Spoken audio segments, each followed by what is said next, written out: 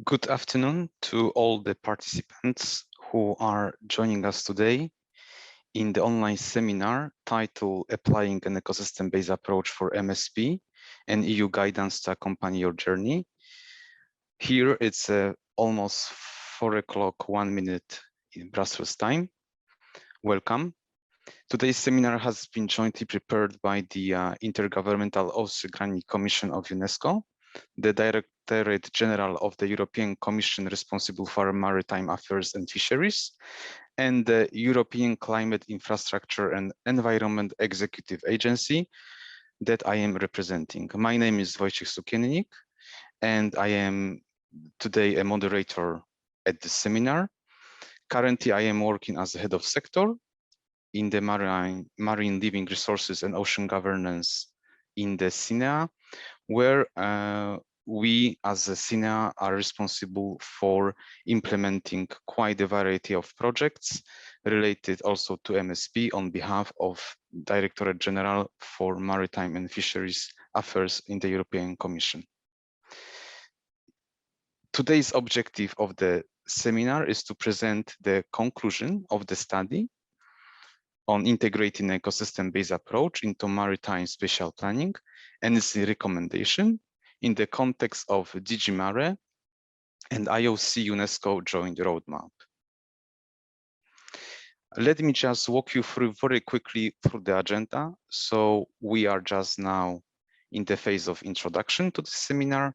Then we will set the scene where Julian Barbier from IOC-UNESCO and Felix Lindmann from DG MARE will tell us a little bit more about MSP.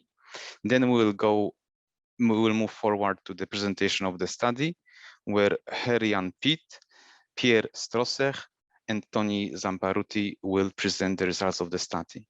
Then it will be followed by question and answer session that will be moderated by Céline Frank from DG MARE.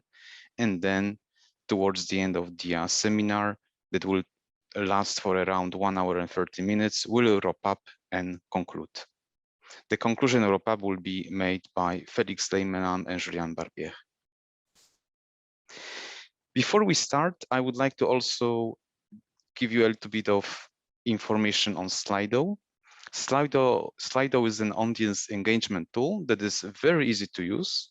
It works on any device, phone, computer, or tablet, without installing any application or creating any account.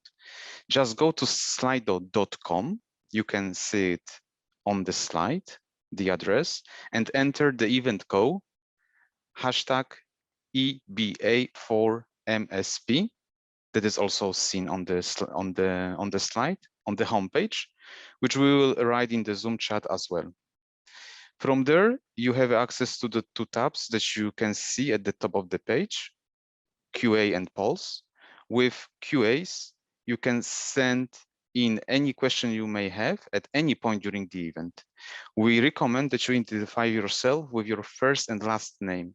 You can also vote for other questions you think are interesting. With polls, it is pretty straightforward. You answer the polls that we have prepared for you. We will activate the first one, which is in a few seconds, so that we can check the results before the presentation of the study. And then a second one later in the event that our speakers will discuss at the beginning of the Q&A session. Our goal is to make the session more interactive and conducive to learning and experience sharing, so do not hesitate to take part. Once again, please, your questions only via Slido. Please remember about that. If you have any technical issue or question, you can then use the chat box in Zoom. So let's start with the first question. In one word, what issues do you face when applying the ecosystem-based approach in MSP? So now I guessed the poll has been activated, so you can start sending your replies. So once again, the question in one word, what issues do you face when applying the ecosystem-based approach in MSP? And now let me introduce 2 speakers, Julien Barbier and Felix Lindmann.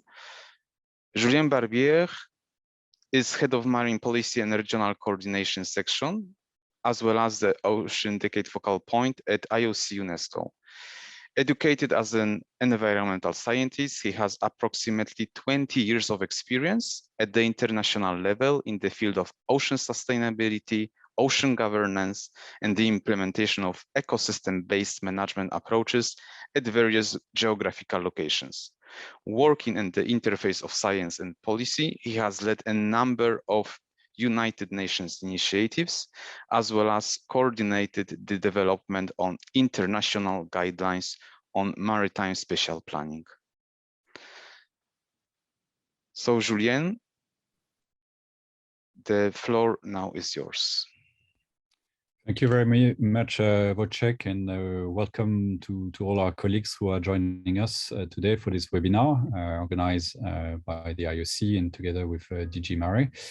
Very happy to address this topic of ecosystem approach in marine spatial planning, which is an important one. Certainly, this is a topic that we recognized back in 2009 when we prepared these guidelines on marine spatial planning and the step-by-step approach guide. In fact, it had the word ecosystem approach in the title of the document, and that came really from the realization that the MSP could be really a useful and effective vehicle for delivering an ecosystem approach in the marine environment. So we do have practical tools to apply the ecosystem approach, and I think particularly I would say in sectoral areas, and I would just mention fisheries and conservation just to start with, but I guess a bit less in the area of MSP process as a whole, and really looking at different steps of marine spatial planning and what are the elements and the objective settings that needs to be addressed when we are looking at the ecosystem approach. From our perspective, ecosystem approach requires a strong science basis. That's quite obvious. It requires assessment methods that can really address impacts of human activities on several components of ecosystems, as well as understanding those impacts on the ecological processes and the services that the marine environment and the ecosystems are delivering. So in a way, this ecosystem approach is very much a change in the way we understand ecosystems and in the impacts of human activities. It really puts I think the big change. It really puts the humans as a component of the ecosystem and not just an external driver of the marine environment. So it's very important that we support and develop tools to implement ecosystem approach to foster this change of thinking. And I believe that MSP can do that. And I think the work that we're going to hear about today also opens up some of those possibilities in very concrete terms. It's also important to stress the role of cumulative impact assessment that can, I think, address several possible combinations of effect of human pressures on several ecosystem components. There is also an importance to be able to communicate this in a very relevant way and not too technocratic way, I would say, because we're talking very complex issues and interactions. So certainly developing a key messages that targets relevant policy questions is important. I think that cumulative assessment can significantly support maritime planning and the implementation of the ecosystem approach, but it must be understood only as a means to an end in a way. The ultimate goal of applying cumulative assessments is to help MSP to manage cumulative impacts on the ocean ecosystems, and we should not lose track of this aspect. The ecosystem approach, I think, requires multidisciplinary efforts. I think we can all agree to that. They are requiring a good understanding of the social, the economic, the environmental drivers and consequences of the policies, which are described in a marine spatial plan. So for this, we really need a framework for bringing together the political, the engineering, the economic, the social, and the environmental sciences. And this is something that for example, we are trying to do in the context of the Ocean Decade for ocean science, for sustainable development, in terms of developing this new generation of tools and multidisciplinary approaches to sustainable ocean planning. And I hope we will be able to advance the science and the applications that end users need in order to implement effective MSP. Now, this whole work that is going to be presented to you today comes also in the context of the collaboration we have with the European Commission and DG MARE, and in particular the joint roadmap to accelerate MSP process worldwide. As part of the priority areas that we are addressing in this roadmap, and which has been established since 2017, we have, of course, this notion of ecosystem-based marine spatial planning. So hopefully this work will help us to advance the ball and help above all countries to better frame their MSP process in that context. I want to highlight that as part of this roadmap, we've been working through the MSP Global project, which has been supporting many countries around the world, but in particular developing an international guide on MSP, and this guide will be released very soon. We're talking about a few days from now, as we will be hosting the final project conference next week on the 5th of October. So please mark your calendar and register to the conference if you haven't done so. But this work, I think, is the work that we are going to hear about today is very much a complementary approach to the guide, and hopefully will also strengthen some of those areas that maybe are not covered in depth within the overall guide. So overall, I hope this will be useful, and we certainly need to continue this work and address these dimensions and come up with concrete tools, applications, way of handling data, which is also a very important aspect, as well as build a technical and scientific capacity in those areas. So we stand ready to continue this work together with DG MARE and also in the context of a decade. With this, I'll pass over the floor to Felix. Thank you very much.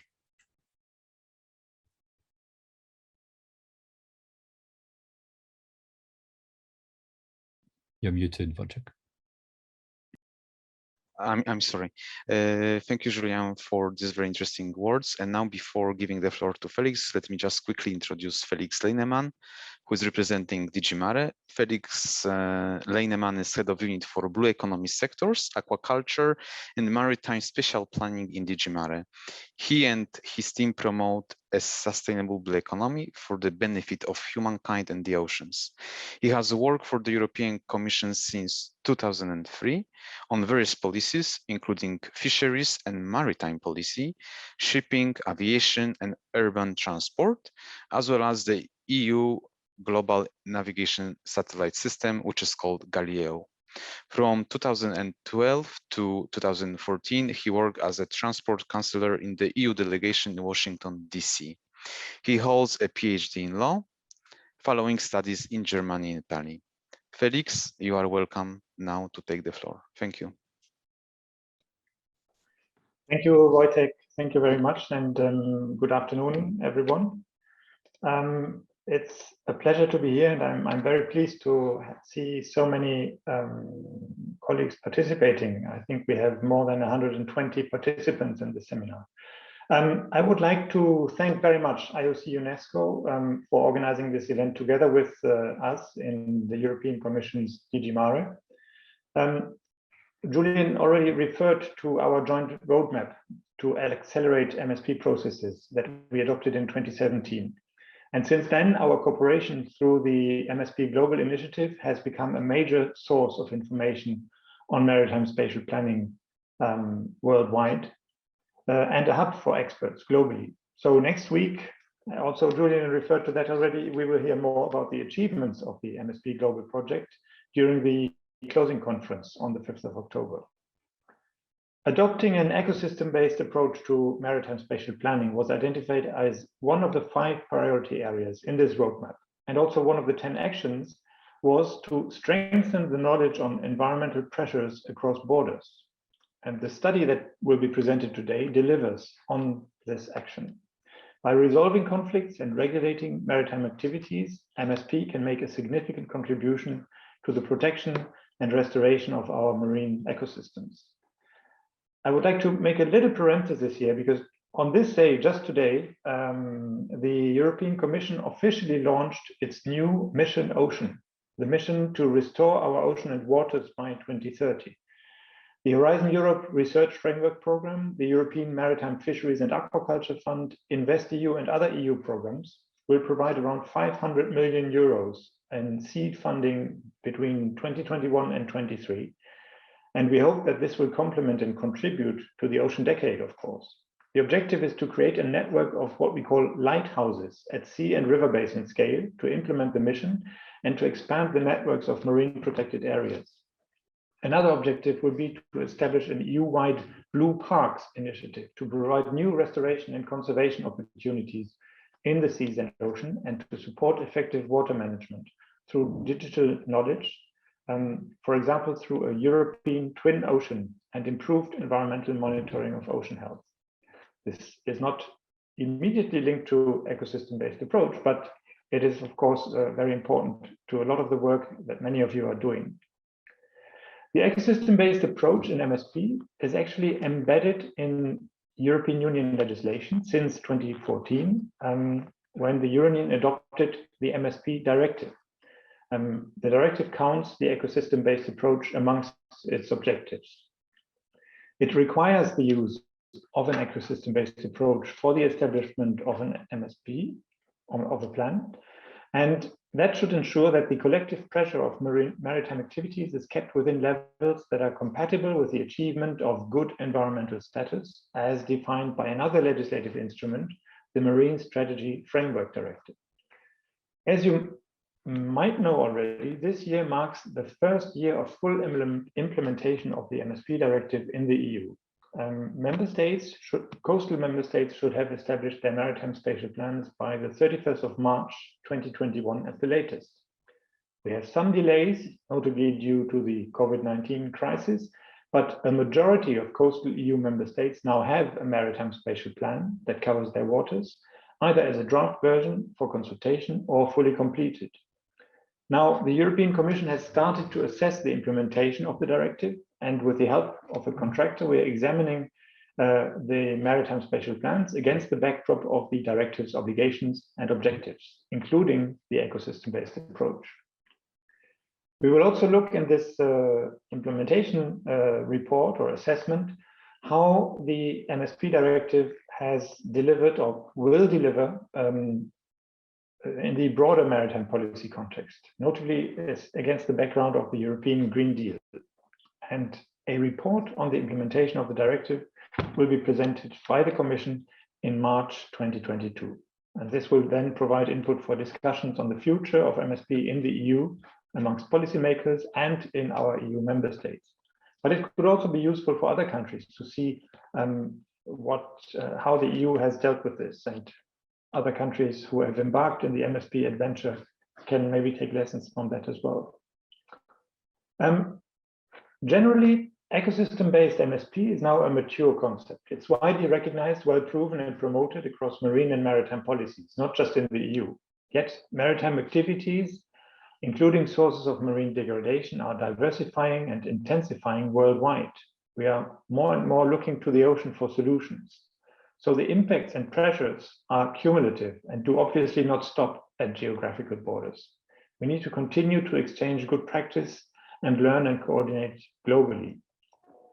What we present today, or what the experts are going to present to you today, is a toolbox that is based on our experience in the European Union, and it also incorporates some case studies from other parts of the world. And we hope that this toolbox will serve countries planning their sea space all around the globe. It comes as an update and a complementary tool to the step-by-step approach for marine spatial planning toward ecosystem-based management that UNESCO published in 2009. And it's the result of 2 years of research work, of workshops, seminars with experts in the field. IOC-UNESCO contributed very actively to this work through the provision of assessment tools on ecosystem health and socio-economic impacts and governance processes, building on the results of the transboundary water assessment program and the work on SDG 14 indicator development. So I would like to thank the consortium who have led this work for those 2 years, and will leave the floor to its main coordinator, Tony Zamparucci, but I guess first back to Wojciech. Thank you. Yes, thank you, Felix, for very interesting introduction. Once again, thank you, Julien. Before going to the presentation, of course, I would be also very eager to know the results of the first poll. So we are just waiting then for the results. And voila, this is what we have. So before maybe commenting on the results, the question was, in one word, what issues do you face when applying the ecosystem-based approach in MSP? You can send me multiple answers. This was the question.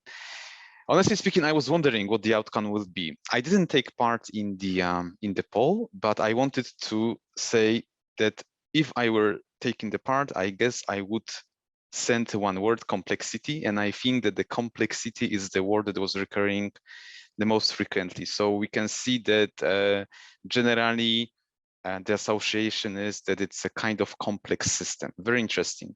Then also we could see some data gaps, political will, conflicts, data. So these are other, let's say, words that were occurring quite often. Very interesting. And also we could see other words like understanding, conflicting priorities, uncertainty, or misunderstanding. So generally, what I can say is that the associations with MSP, ecosystem-based approach in MSP are quite numerous. There is a lot of different words occurring to the mind of participants. Very interesting. I guess that we'll be able also to comment on that a little bit later. So now, before going to the presentation, I guess that will be the second question that will go through the polls. Yes. And this is the second question. And the question is, what next steps will you take on the ecosystem-based approach journey? So once again, what next steps will you take on the ecosystem-based approach journey? So please start replying to this question by using Slido, and we are really looking forward to the results of that. And now let's move on to the another part of our seminar today. So this will be the presentation given by the consortium, presentation of the study. It will be given by our 3 colleagues, Herjan Piet from Wageningen Marine Research. Herjan Piet is a senior scientist, marine ecology at Wageningen Marine Research. He started his career with a focus on the ecosystem impacts of fisheries and the development of an ecosystem approach to fisheries management, but has expanded this to include the effects of all human activities and their pressures on the ecosystem and its capacity to supply services. As such, Herjan now works mostly in interdisciplinary projects involving cumulative impacts assessments to inform ecosystem-based management and marine spatial planning with an aim to achieve sustainability and conserve biodiversity. Pierre Strosser from SCT on Environment. Pierre is a senior expert specialized in the implementation of public policies and environmental economics. He has been involved in the support to ecological and climate transition from local to European scales, with particular attention to the Mediterranean sea basins. Pierre's work is related to marine and maritime policies and policy integration, governance and stakeholder processes, also including these related to international ocean governance, ocean literacy, like for example, EU for Ocean Coalition, social and economic issues and challenges, also including ecosystem service valuation. And then Tony Zamparutti from Media Consulting. Tony is a principal policy advisor at Media Consulting in Brussels, with over 25 years experience in policy and economic analysis on environmental policies. He has worked on a broad range of topics, including coastal zone management, climate adaptation, and freshwater management. Tony has extensive expertise analyzing the links between policies and outcomes. Before joining Media, Tony worked as an official of the OECD and as an independent consultant in Venice, Italy. So now the floor is given to our colleagues from the consortium who will give the presentation of the study. So now the floor is yours. Thank you. Thank you, Wojciech. And hello to everyone.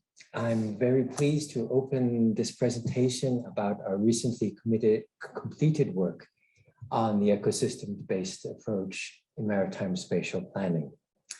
And my colleagues Herian Piet at Wageningen Research and Pierre Strasser of Action will be joining me and leading you together we'll be leading you through the substance of our work.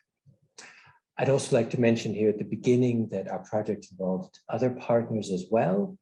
These include the Baltic Environmental Forum that's in Latvia, Grid Arendal in Norway, and also Fresh Thoughts Consulting, which is based in Austria.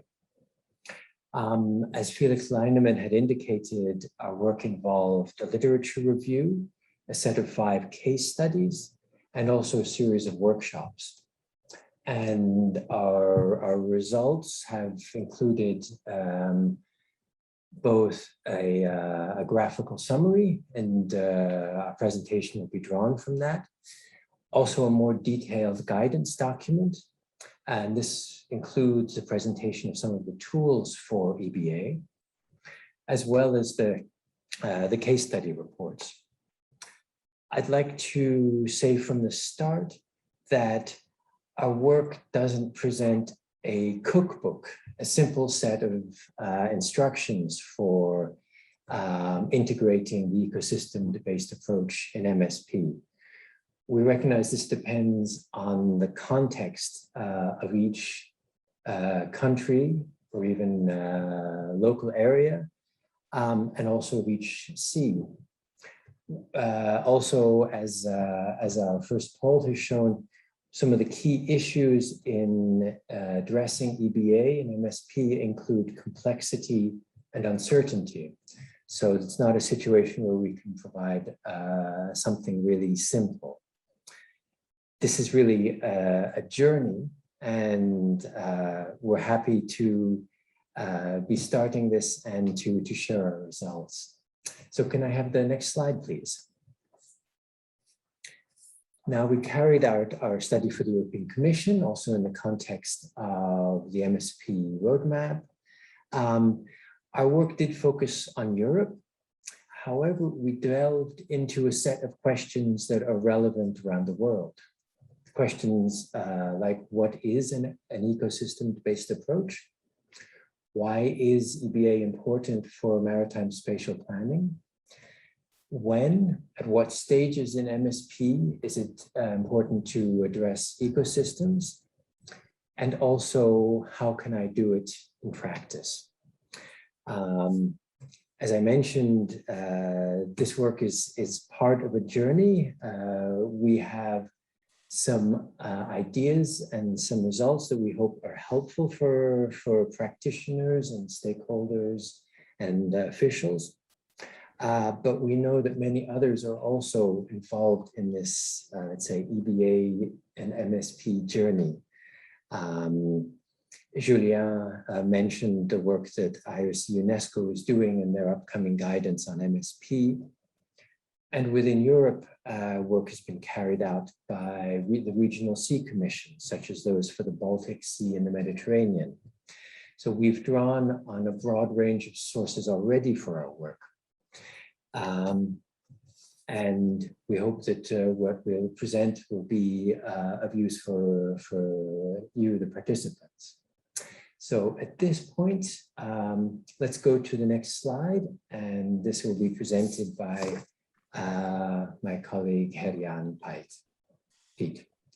Thank you, Tony. Okay, on this slide, so what is an ecosystem-based approach all about? Now, this work I'm going to present was based on a review that consisted of both peer-reviewed scientific literature and also included all kinds of policy documents, such as from the CBD or from the FAO, often with a focus on ecosystem-based approaches for fisheries management. Now, all this provided a list of ecosystem-based approach principles that we organized into 3 broad elements shown here. Now, starting from the one below, which is also really at the basis, it's all about capturing the integrity, functioning, and dynamics of marine ecosystems. So what does this mean? So this means including ecosystem interactions like through the food web, predator-prey relationships, because the impact on a specific habitat or species may have knock-on effects elsewhere. Another one is to handle an appropriate level of detail. So this involves choices on species or broader species groups like seabirds or demersal fish. It also involves choice of working with whole sectors like fishing or specific métiers within those sectors like for example, bottom trawlers only. It also can distinguish between phases. Certainly when we're talking about infrastructure, like for offshore wind, you can distinguish between construction, operation, or also in the future, decommissioning, as each of those phases may affect the ecosystem differently. Then there are ecosystem boundaries. So they determine what is the extent of the area. And this is often determined by policy goals, such as in case of the Marine Strategy Framework Directive, the distinction between regions or sub-regions. Spatial scale, another one. These need to be meaningful in relation to the plans, sectoral use, infrastructure, or natural habitats. But in practice, and ideally, this would mean that we would work with very fine spatial grids. But in practice, this is often limited by data availability. Then finally, there's the consideration of exogenous environmental drivers. Climate change is the obvious one, as this may cause all kinds of changes in the spatial distribution of species and, for example, the fisheries exploiting them. Then we move to the next wheel, one wheel up, where we need to incorporate human activities and their socioeconomic considerations. So this means that our approach needs to consider all sectoral activities and their pressures. This should be comprehensive, but may focus on specific subset of activities, pressures, or components to allow, if needed, a more detailed or quantitative analysis using much more sophisticated or data-heavy methods, tools, or models. Another one is that it needs to capture the benefits of the ecosystem services supplied, which may involve valuation, as these are benefits to human well-being. A third one is that socioeconomic and environmental goals need to be considered and balanced.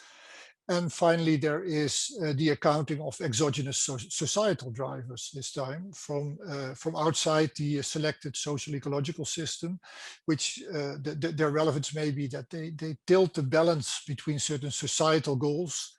And you could think of societal drivers like macroeconomic or cultural changes, which of course take place over longer periods of time or in a more distant future. Then finally, the third wheel, on the one up, this is about organizing the marine spatial planning process, specifically with regard to governance and management. Now, clearly, this involves the choice of representative stakeholders, government, policy, industry sectors, NGOs, both environmental and otherwise, and of course, science, preferably interdisciplinary science. Then there is the knowledge transfer at the science policy interface. This needs to make sure that the approach uses the state-of-the-art and preferably interdisciplinary science, and communication of uncertainty is also a key thing. Then it needs to include the main actors, and it should consider the dynamics of the social ecological system. And finally, an important part is that adaptive management, and this requires monitoring is an important part of it. So this requires putting all kinds of mechanisms in place that build on monitoring results and on updated knowledge, which allow adaptation. Next slide, please, and over to my colleague.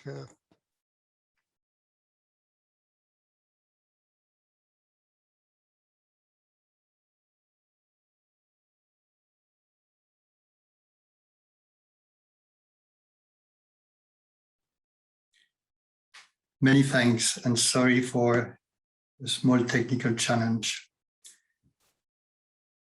Rerian showed us something that is a simplified representation of ecosystem-based approaches, and many of you highlighted in the contribution to a slide the complexity. Clearly, then the question is it worth doing? Are we going to get benefits that balance the additional efforts I might have to do if I want ecosystem-based approaches to become reality?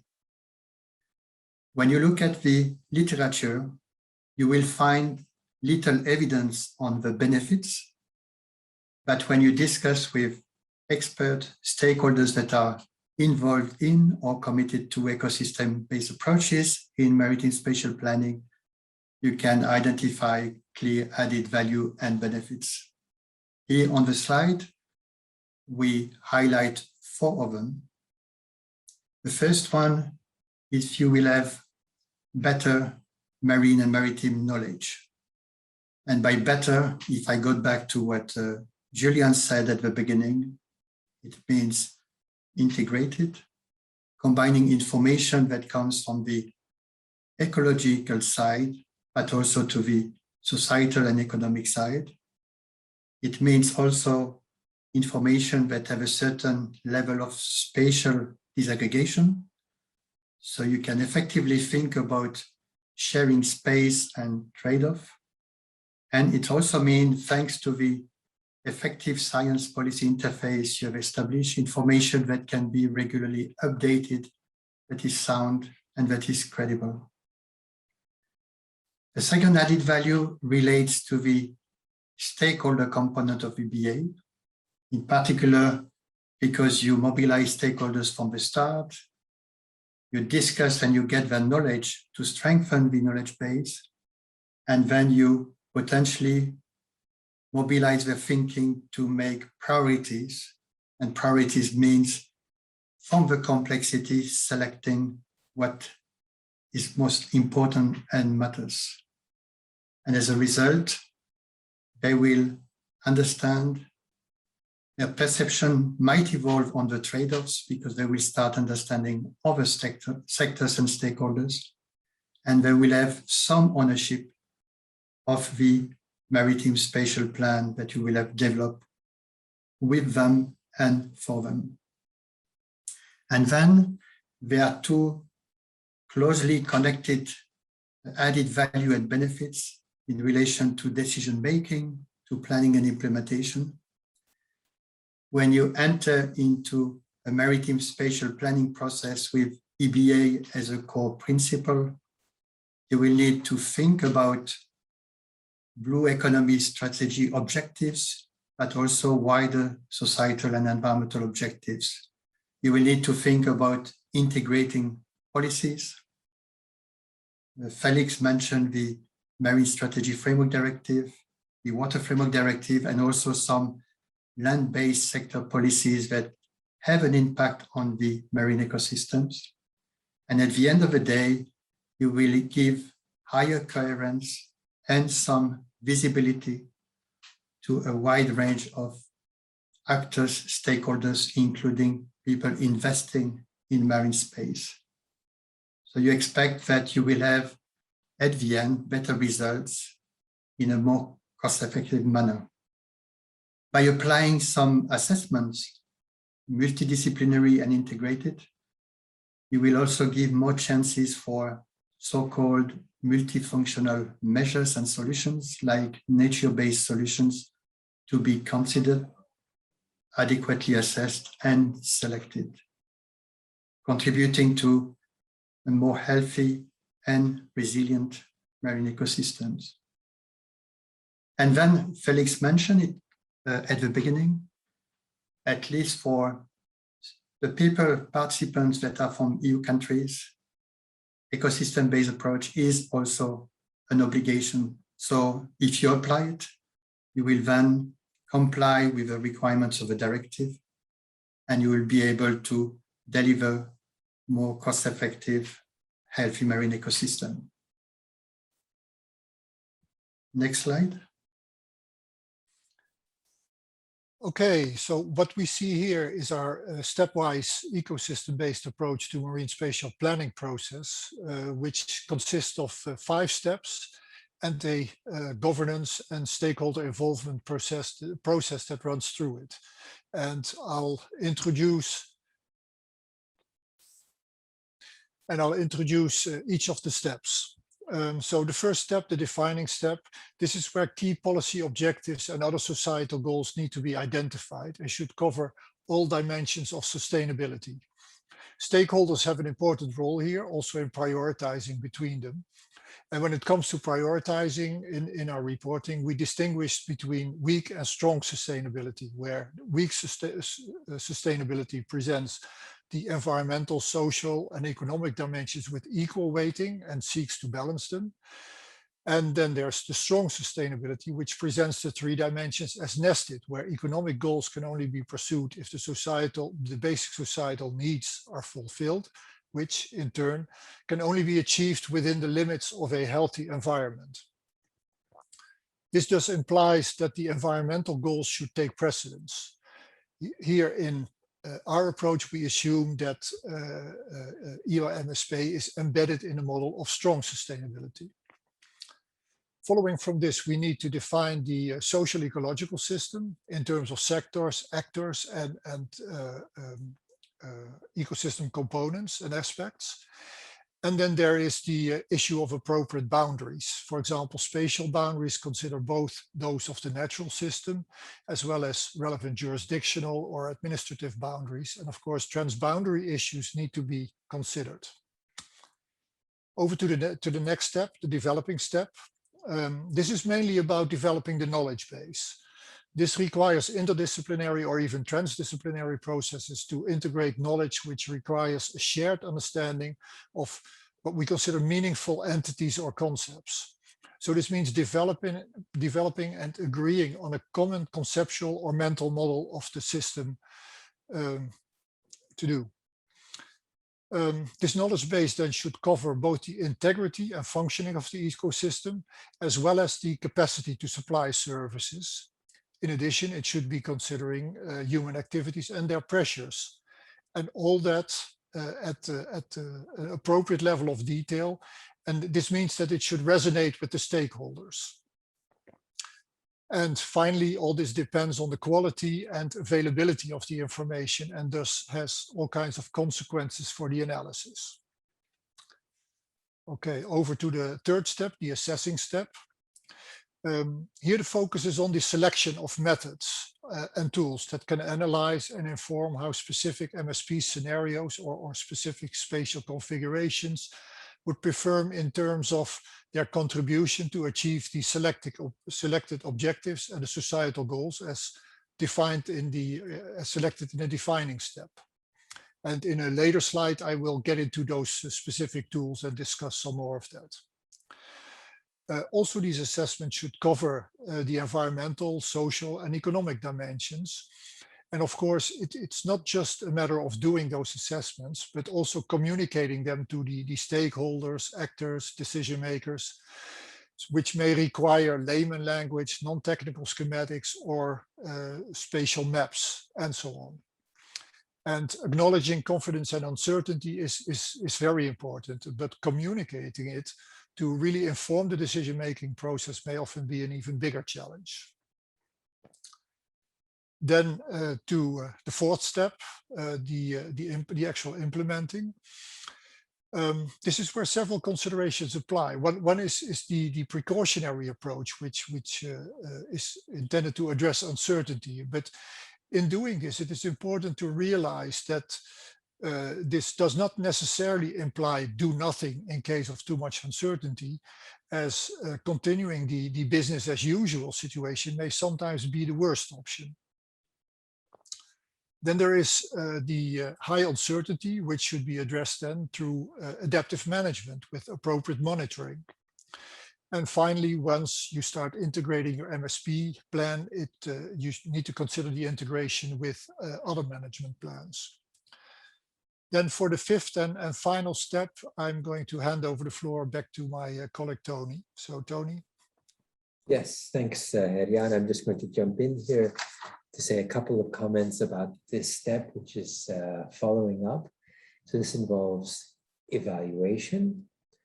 It involves looking at what the impacts have been once Maritime Marine Spatial Plan has been implemented, what the results have been.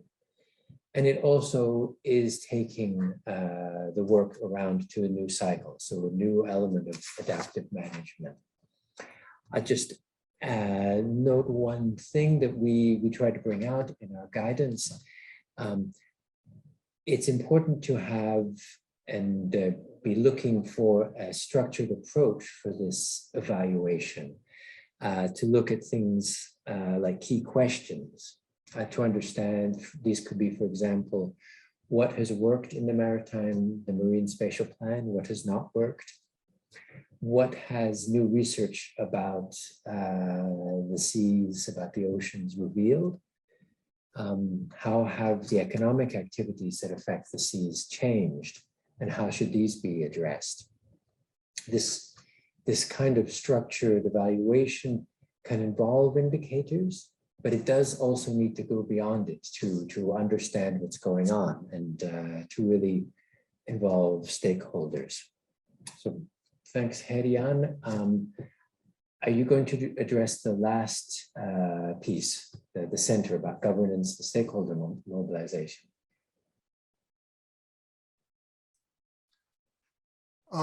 Yeah, most of it is written there, and as I said, the process goes throughout all the different steps. But of course, so it again consists of involving representative stakeholders, making sure that this knowledge transfer occurs, including the main actors, and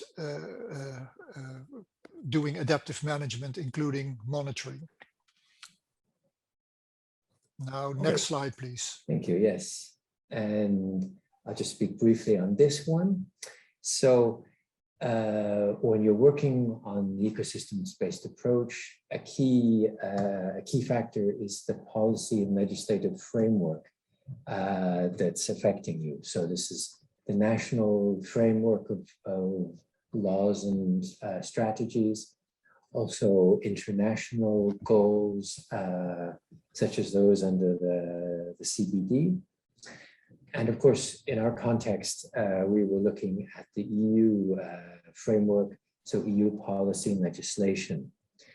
This won't be relevant for all the participants here, but it does involve key things such as the MSFD, which is the Marine Strategy Framework Directive, the EU legislation that calls for the protection of Europe's seas and for good environmental status in Europe's seas.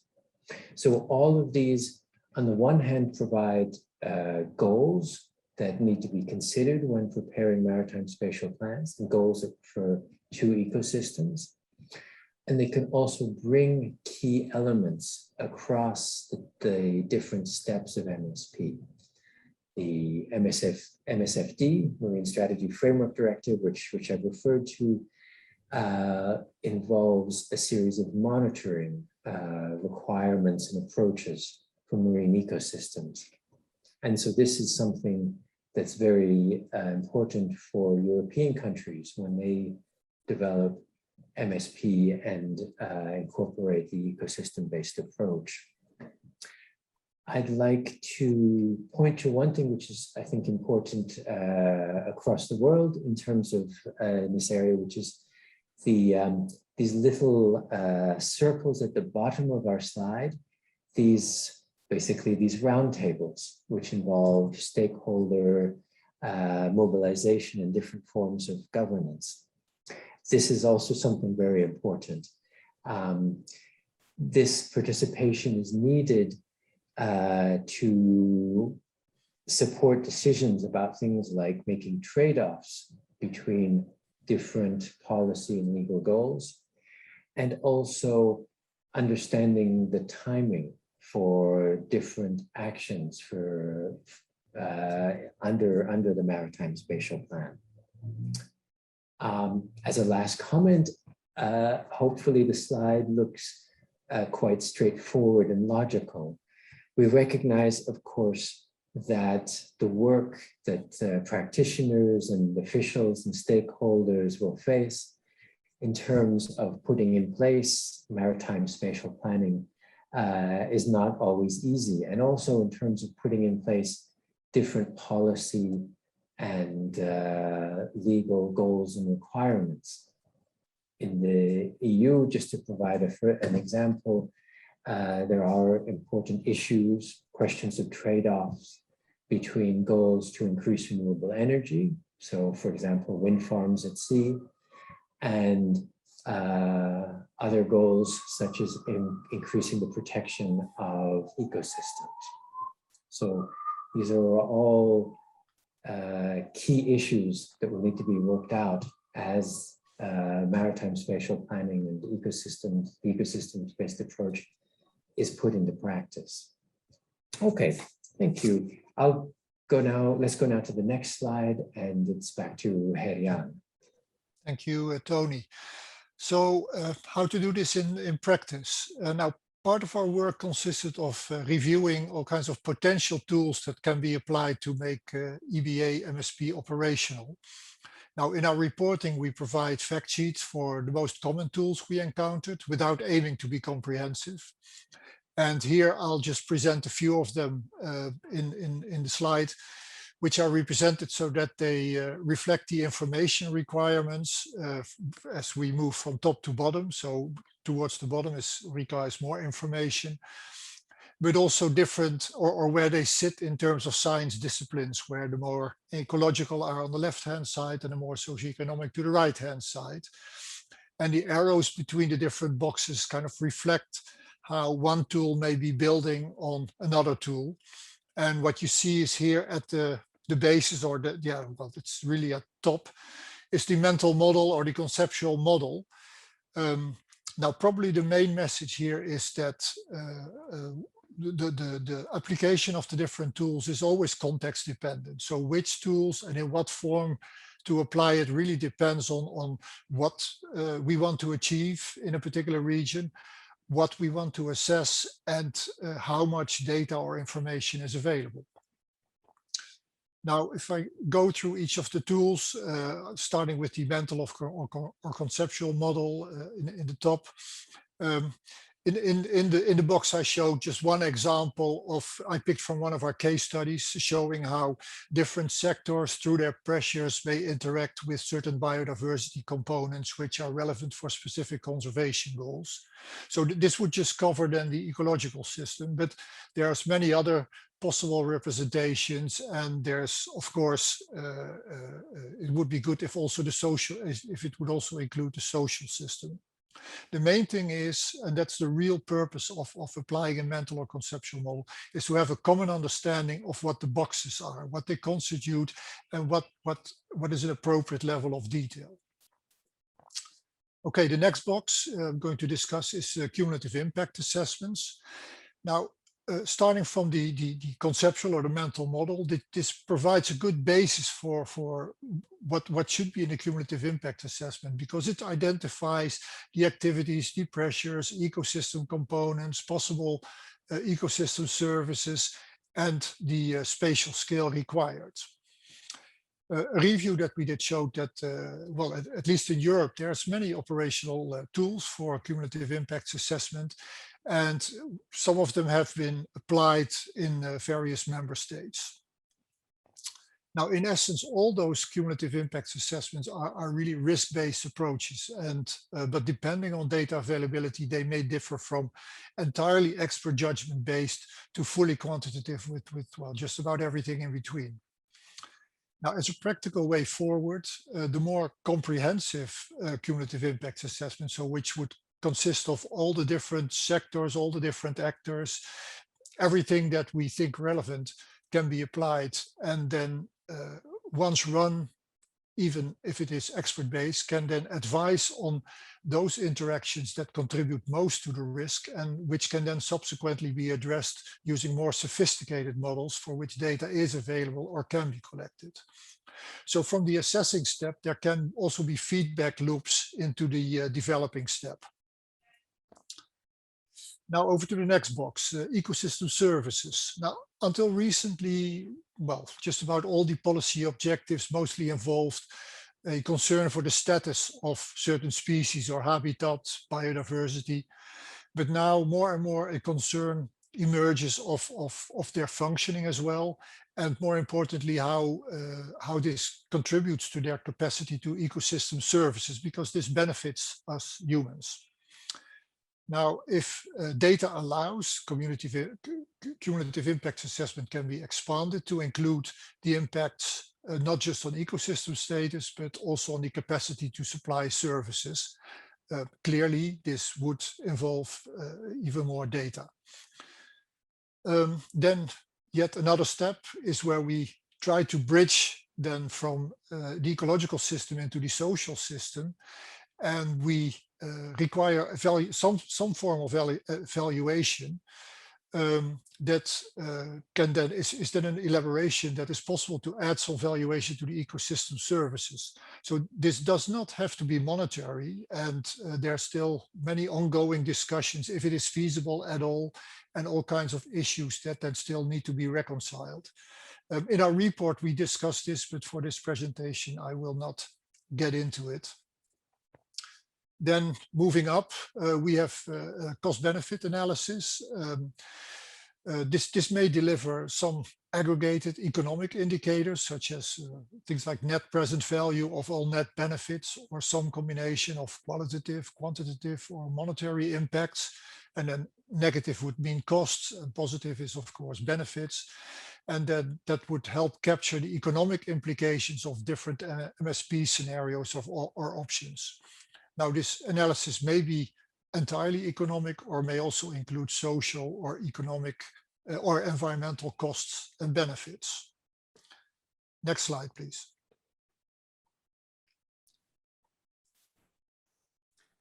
And over to my colleague. The question now, when you heard Tony and Gerjan, is what to do?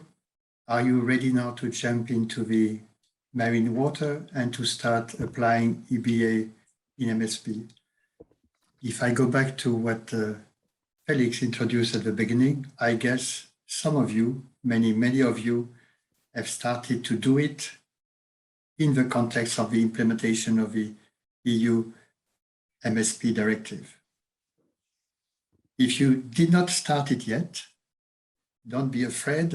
There is quite some material and evidence that can help you to get familiar to the topics and start putting ecosystem-based approaches into reality.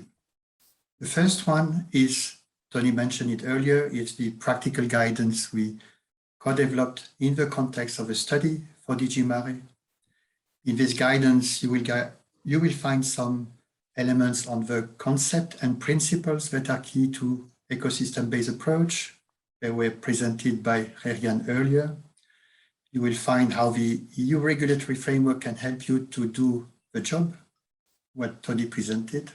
When we say to do the job is as much to define the direction in terms of environmental objectives, how to do assessments, how to find information and data to carry out them, but also in terms of how to design your stakeholder process.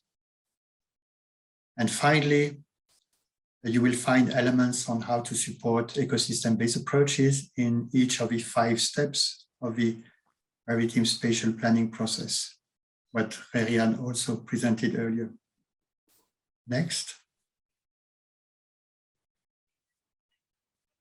As Tony mentioned earlier, and Julian at the beginning, there is also much guidance. Here on the slide, you will find some of the key ones that are developed, produced at a European international scale. You might find many more developed by countries, member states, by additional stakeholders. I'm not going to list them all. I just want to refer to the last one. Please wait a bit and you will have a new MSP Global International Guide on Maritime Spatial Planning that we believe will help you to integrate what we presented today that is in the EBA and MSP guidance. Maybe one point in what you find out there, when we started to carry out the study a year and a half ago, we felt that there was a lot in the literature, a lot of evidence on the application of ecosystem-based approaches in maritime spatial planning. We have to say that from the many references we studied, 200 plus, many had a reference to ecosystem-based approaches in the title and in the introduction, but didn't deliver much on practical implementation. And clearly, this is changing rapidly today, thanks to the applications. Next. If the guidance is not enough for you, you can also look at some of the test case studies we developed in the study. If you are interested in the role that nature-based solutions can play in internalizing ecosystem-based approaches in your maritime spatial planning measures, do visit the Baltic Sea case studies that was developed by the Baltic Environmental Forum. If you are more interested in the application of mental models within some stakeholder processes to ensure the integrated dimension of ecosystem-based approach is operationally translated, visit the North Sea case studies that Rerian and his colleagues developed. If you want to look at places where ecosystem-based approaches have been developed, made operational for a bit longer than just a couple of years, you can look at the Massachusetts case study. So we went beyond Europe for these case studies, and you will learn a bit more about iterative planning and adaptive management, as was analyzed by our Reed Arundel colleagues. For translating what Tony presented on the integration with other policies, visit the Black Sea case studies, where our colleagues from Freshthoughts in particular investigated how the Water Framework Directive, Marines, the Framework Directive, but also the Common Fishery Policy could help you to do the job. And finally, if you feel in visiting the Mediterranean Sea, that is very pleasant these days, you will find more information on how ecosystem service valuation can help you. This was developed by the consortium, by ourselves, but in close cooperation with our colleagues from ISMA-CINEA, Italy. Next. When you start, don't be afraid. Don't get lost in the MSP jargon, the principles. Just try to embark on the journey, try to move forward. And here there are 4 keywords we would like to share. At the start, be ambitious in terms of the objectives, ensuring that you account for key societal and ecological goals. The process, mobilizing stakeholders effectively and widely, but also the assessments, integrating ecological and social and economic dimension. With these ambitions, remember that you have different cycles and you can do it iteratively. So start with what is essential, priorities set by stakeholders that you will mobilize, and progressively, by monitoring and evaluate, move forward and comply with your initial ambition. The third message is about synergies. You will never be able to do it alone. As we indicated earlier, EBA in MSP is about integrating policies, integrating processes at different scale. So if you are in charge of the development of your maritime spatial plan, go to knock on the door of your colleagues that are in charge of blue economy strategies, that are in charge of the policies for different sectors, that are also in charge and involved in the implementation of land-based policies and strategies. And these synergies will be essentials for finding optimal solutions in sharing marine space, but also for the long-term impact of integrated ecosystem-based approaches in MSP. And the last message, which is not always easy to achieve, think beyond your own administrative boundaries. If you are in a country in charge of implementing maritime spatial planning, you will have also to connect with stakeholders, with some of your colleagues in other countries, because many of the ecological interactions between your own marine space and others will come from sectors that have activities that are active in overseas.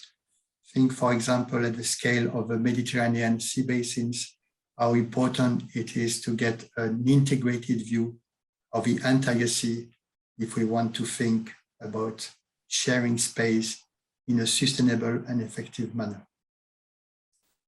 Next.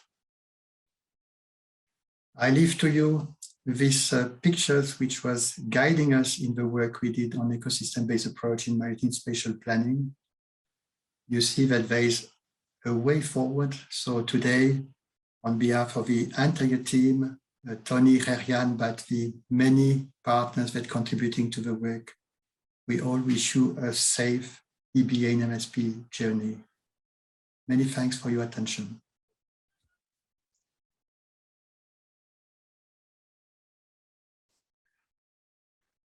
Thank you, Herian, thank you, Pierre, and thank you, Tony, for these very interesting messages that you got across. It was a very captivating presentation, and also for giving tips to the participants. For sure, there is a lot of work to do before you jump into the water, but the journey might be very exciting. This is how we can summarize this very interesting presentation. I would like to only say to the participants that in the coming days, the study will be published on the publication office websites of the European Union, so please stay tuned, but also the study will be disseminated through other channels. Now, before going to the question and answer session, I would like to present our moderator, Céline Franck. Céline Franck works in DG MARE. She's a biologist specializing in coastal and forest management. She participated to several research projects in Belgium, France, Spain, and Kenya.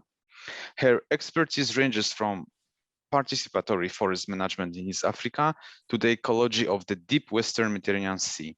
She's now part of the Maritime Spatial Planning team of the European Commission in DG MARE, where she works as policy officer on topics ranging from aquaculture to offshore renewable energy. She follows closely the implementation and integration of the blue maritime sectors in the European Green Deal. Céline, you can, I think, now take the floor, even though before that, I would like to once again mention that please, if you have any questions, try to use Slido to pose these questions, and we will try to take them up. And before Céline maybe takes the floor, I will maybe mention once again the second question that was answered to you. And the question was, what next steps will you take on the ecosystem-based approach journey. And here I can see some answers like applying, foster integration, articulation. And there is also putting several stages which neighboring and adjacent states can use, disseminate information.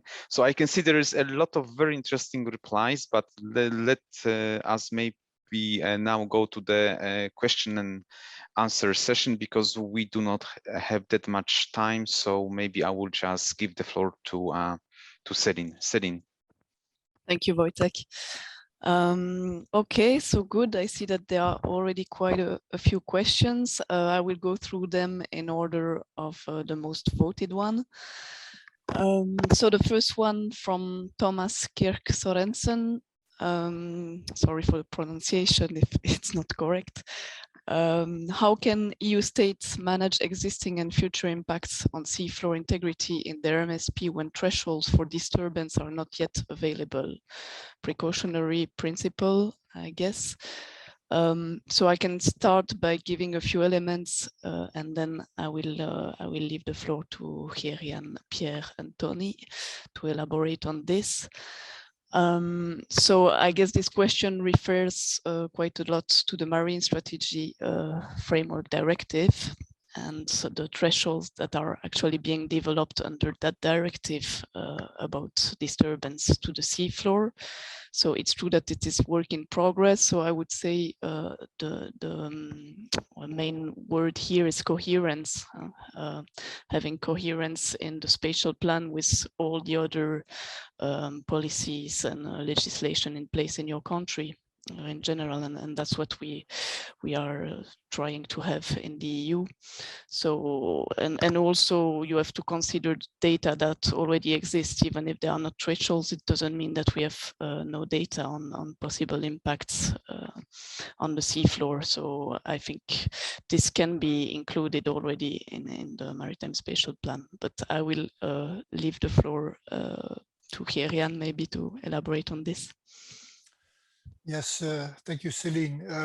Yes, I think, well, the fact that there are no thresholds for many of the MSFD objectives it should not necessarily hamper the implementation of ecosystem-based approaches to MSP. For one thing, if I just pick one of there's many models available that would allow you to assess whether a particular MSP scenario would increase or decrease the overall impact on the seafloor. So you can compare management approaches even without having to touch upon whether or not it exceeds a specific threshold. And more specifically, if I would just consider one of the tools that we discussed, cumulative impact assessment, they assess, in fact, how much risk is caused by the different sectors. So you can always say to what extent the risk increases or decreases depending on specific scenarios. So again, you don't have to touch upon any of the issues with thresholds. Thank you. Anybody else wants to react on that? Pierre, Tony? Fine. So we'll jump to the next question, which is actually increasing the number of thumb up. Yeah, important issue, the one of data. So how can EBA be carried out in situation where there isn't sufficient data on ecosystems? Shall I pick this one as well? It's kind of linked to the previous one, a bit more generic. But yes, so data availability is a major issue, clearly. In our study, I think we already had the advantage that throughout the different EU marine ecosystems, there's differences in data availability. And we try to capture that by providing methods that would work both in data poor as well as data rich situations, where in the data rich situations, you can be much more quantitative. You could start considering, if the information available, things like thresholds, but also if there's hardly any real quantitative data, there's often qualitative data, and of course you can always fall back on expert judgment. the problem, of course, is that that always comes with much more uncertainty, which of course needs to be translated and may have consequences on how you, what you implement and how you proceed in the process. Thank you, Gerian. Pierre, you wanted to intervene too? Many thanks, Céline. I think effectively what Gerian said, you need to think about it in an iterative process. There are also approaches that can be applied, combining what is called participatory mapping, when you mobilize stakeholders in thinking about a shared space, thinking about the activities that are in this space, and identifying areas where there are conflicts in between state sectors or between sectors and biodiversity and marine ecosystems. And this, even if you do not have all the full understanding, there might be areas, issues, and solutions where already everybody can agree.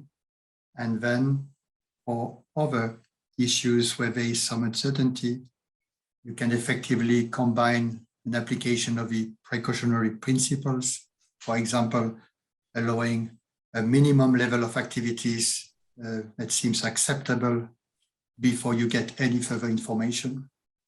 Or you can drive some additional studies to collect knowledge and better understand the situations. And if you look at the MSP itself, it's an iterative process. So EBA in MSP has also to be seen as an iterative process where progressively we strengthen the understanding the process in supporting the right management decisions. Thank you, Pierre. So the next question is from an anonymous person, and it states, in your opinion, is there an EU member state at the forefront in terms of having applied a comprehensive EBA to their current MSP? Tony, you want to take that one? Yes, perhaps a difficult one. Yes, I'm happy to say first off that we don't have a comprehensive view of this at the moment. Many EU member states were reporting their first maritime spatial plans at the time that we were carrying out our work. So it's a great question, but not one we have a comprehensive answer to. I would point out, and this perhaps also links to one of the other questions, a lot of work has been carried out in, especially in the Baltic Regional Sea. We've drawn on work, for example, in Sweden on the use of marine green infrastructure, so marine structures that go across maritime, certainly marine protected areas.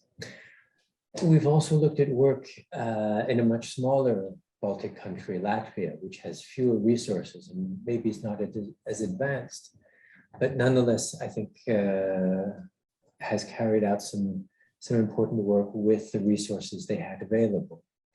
So it's an interesting question, and I think it would be interesting to look at it further. I don't know, Gerian, if you have thoughts on this, or no? Okay. Nothing to add, Tony. Yeah. Then let's move to the next question. So what kind of decisions done during the MSP process could cause conflicts with EBA in general? Gerian? Yeah, I can take that one. Yeah, I would argue just about any decision which would involve compromising one of the principles that we identified. So it would mean things like where you either ignore the ecosystem in general or certain aspects of it. Another one would be where you do not incorporate all the different human activities and just focus on a single sector, or Another one would be where you do not include certain exogenous drivers, either environmental or societal. And of course, there is the importance of involving stakeholders and representative stakeholders. So there's many ways where in the MSP process you could take decisions that violate it. Having said that, of course, we should also recognize that there's no MSP process, not now or probably not in the, well, certainly not in the near future, that will be perfect in terms of covering all the different principles of ecosystem-based approaches. That's also why we set up our practical approach, in that the idea is that you try to tick one or several of those principles, of those boxes of being EBA, and as you go along try to advance this by bringing in more EBA principles. So this is an ongoing process of developing and improving. Thanks. Thank you, Herian. So the next question, is about cross-boundary application of the ecosystem-based approach, and I saw there was also related to that a question on the role of the regional sea conventions. So maybe Pierre, you can group those two questions to answer them together. Yes, indeed, because I don't think it's a mystery. I think everybody is clear of the challenges that you might face in shared seas. Let's say all the seas are shared. Sometimes you can find countries that can feel comfortable in developing a maritime spatial plan for part of it, but even then you will have connections with other parts of the seas and then with other countries and activities. So clearly, from a principal point of view, you need to go beyond your administrative boundaries in terms of understanding. It means understanding how what you do in your seas impacts what is outside, or in your part of the sea impacts what is outside, and vice versa. Particularly important for some maritime issues. If you think about maritime transport in the Mediterranean Sea or fisheries management, you also need to think about a process, how what you do in the administrative boundaries that you're managing, you can connect it with what other people are doing, thinking outside of the boundaries, whether through formal processes of exchanging, discussing, finding common solutions, whether stakeholder mobilizations that involve actors that are not beyond the strict administrative boundaries where you stand. Challenging and maybe progressive, because when you start with working on your own administrative boundaries, it might be already a challenge at the beginning. You will need to get the right process in place, put information and knowledge together, but already building the possible bridges with outside and progressively bringing in more people, sectors, and activities. And in this, the Regional Seas Convention have a role to play in bringing people together and discussing, setting and discussing connections between parts of the seas that will be managed separately, with the right process, and also working on some of the sectors and challenges that have a clear sea dimension. I mentioned maritime transport, for example. You can hardly think about addressing it if you only look at a very, very small part of the glass and not in a more comprehensive manner. Thank you, Pierre. So we can jump to the next question. I think this one is for me. So how does the European Commission intend to publish before March 2022 its evaluation on MSP and to assess if member states are using the EBA with the lack of national maritime spatial plans? So there are two things here. We intend to indeed publish an evaluation of the implementation of the directive by March 2022. Ecosystem-based approach, it's embedded in the directive, so it's something that we are going to look at. So we have started a study on that with a contractor, and it will be part of it. We work with plans that are already adopted, but we also work with drafts when the plans are not fully adopted, but are well advanced drafts from member states that can be used for the analysis. So overall, we have enough material to do this evaluation. And then, yeah, I think, I don't know if the contractor wants to add something on that, or Felix maybe, but that's what we can say at the moment on this, I think. So we can go to the next question. If EBA is about integrating different policies that were as exposed by the team before, so MSFD, Water Framework Directive, in Urban Planning, etc. How to encourage member states administration to set comprehensive processes. So I guess meaning processes that go hand in hand and have similar cycles. Should it be made mandatory from the EU? So there I will leave Tony to give his opinion on that. Just state a short introduction, and I maybe Kerem or Heriano would have something to add in terms of whether it should, well, actually whether it should be mandatory. I wouldn't, yes, maybe DG Mare would have something to say. But just as an introduction, I think this touches on what I see as a major theme in terms of environment and more generally sustainable development, which is that the important things are really have to do with bigger processes and integration. I think the EU has tried to move in this direction with its work on the Green Deal,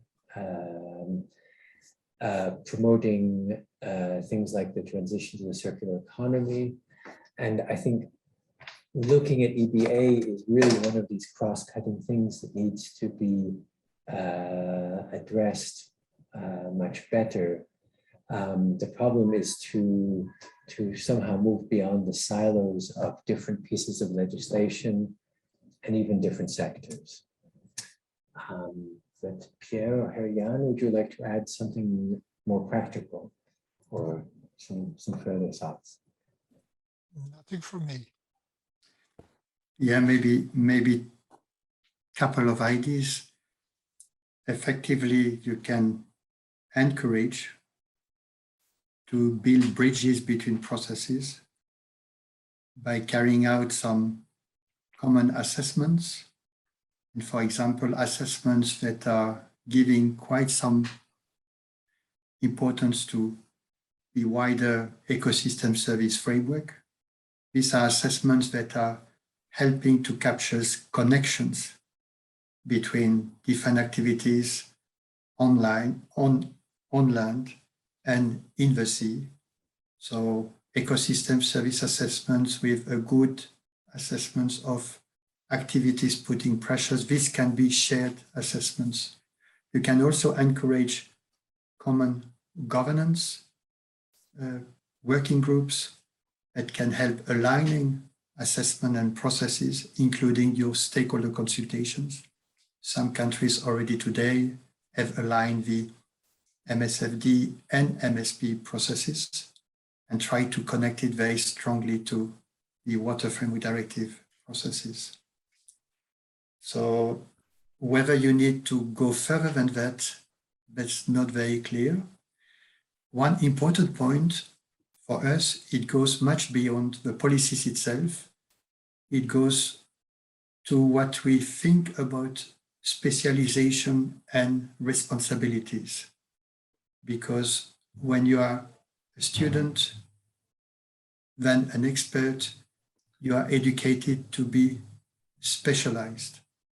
And then your ministry or service asks you to be responsible for a small piece of the legislative framework. So from a thinking point of view, we do not necessarily have the integration as a main principle that will guide the way we do the work when we are responsible for a given policy process. And this is something that can slowly evolve, both in terms of capacity building training, but also in way the administration themselves are organized from a governance point of view. Thank you, Pierre, for these very practical highlights. I fear that we are running out of time for questions, so thank you very much to all the people who posted their questions and to Thierry, Anthony and Pierre for answering them. We will now go to the conclusions with Felix and Julian, so I will pass the floor first to Felix for a few concluding words. Thank you very much, Celine, and thank you to the experts for this great presentation. I think, I'm not sure whether we said it already, but the guidance document is not yet published, but will be published hopefully soon. All participants, you'll be informed through either MSP Global or the EU MSP platform. We will certainly use the usual channels to make the guidance available to everyone. Now, what can I conclude from this? I just take home a few messages. First of all, as I mentioned in the beginning, we have received the maritime spatial plans of more than half of the EU coastal member states. We know that all member states are working on them, and I can only admire and congratulate the authorities who have been, the people in the authorities who have been tirelessly working on their maritime spatial plans with all the complexities that this entails. Many of them, some of you are among the participants here, have gone through these complex exercises that Tony, Pierre and Rayan have described. And what I think we all realize that there is not one size fits all approach. It is an ecosystem-based approach. It can be an approach that works in different ways. But what is most striking is the repeated reference that I heard on the need to work beyond boundaries. And working beyond boundaries, be it of your own ministry, of your own authority, or of your own country when it comes to consulting your neighbors, that also means you get out of your comfort zone. You get to do things differently, you hear things differently. And that is an important part that is here with the whole of maritime spatial planning. I think, yeah, we have already run out of time. And as Julian is also there to conclude, I pass the floor now on to Julian. Thank you for the final closing. Thank you, Felix, and I'll be very quick also to congratulate the team for the presentation and for really helping to demystify the ecosystem-based approach to MSP. I think there are very important messages coming out of the presentation. I think it's clear that the EU is well ahead of the world. I mean, it mentioned that the EBA is kind of embedded within the MSP directive. But I think it's important that we also mainstream this approach in other parts of the world, both at the national level, but also at the regional level. And I guess this is also what we've been trying to do with this transboundary MSP piloting in the MSP Global projects, and really trying to get countries to work together. And a very easy way to start this discussion is really through the science and through the understanding of the characteristics of a marine environment in a given region, and then from there start mapping out the different components. We need to also address this through, the existing regional mechanisms. We heard the regional Cs. We work, we at the IOC a lot with the large marine ecosystem community, which also is applying the ecosystem-based management approach, but also is looking at how MSP can really operationalize those kind of regional EBA goals into a national framework. Then we also need to look at the global picture, the ocean governance tools that are coming up. The BBNJ, which has also a strong focus on ecosystem protection.